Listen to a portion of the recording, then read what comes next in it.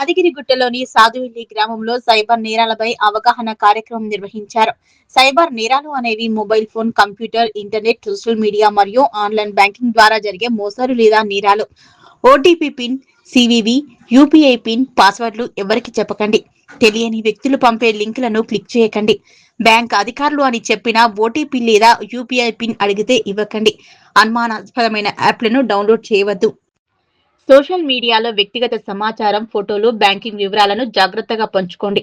బహుమతి వచ్చింది, లోన్ వస్తుంది, కేవైసీ అప్డేట్ చేయాలి వంటి ఆదేశాలను నమ్మి ముందు నిజాలు తెలుసుకోండి. ప్రతి ఖాతాకు బలమైన, ప్రత్యేకమైన పాస్వర్డ్ ఉపయోగించి 2 ఫ్యాక్టర్ అథెంటికేషన్ ఆన్ చేయండి. సైబర్ మోసానికి గురైతే వెంటనే 1930కు కాల్ చేసి national cyber crime reporting portal కి ఫిర్యాదు చేయండి. ఈ కార్యక్రమంలో ఎస్ఐలు కాజా మొయినుద్దీన్, ఇంద్రారెడ్డి మరియు సిబ్బందితో పాటు గ్రామస్తులు పాల్గొన్నారు. సైబర్ నేరాలు ఎవరికి తెలియదు. ఏమైతే అంటే ఫోన్ ఇయ్యలే అందుకే ప్రశాంతంగా ఉన్నావు. ఫోన్ ఉంటే ఎప్పుడు చూసుకోడు, షార్ట్స్. అయితే ఏమవుతుంది అంటే ఫోన్లు అకౌంట్ ఉందా, బ్యాంక్ అకౌంట్ ఉందా, అది చాలు. బ్యాంక్ అకౌంట్ ఉంటే ఫోన్ నెంబర్ దానికి లింక్ ఉంటుంది.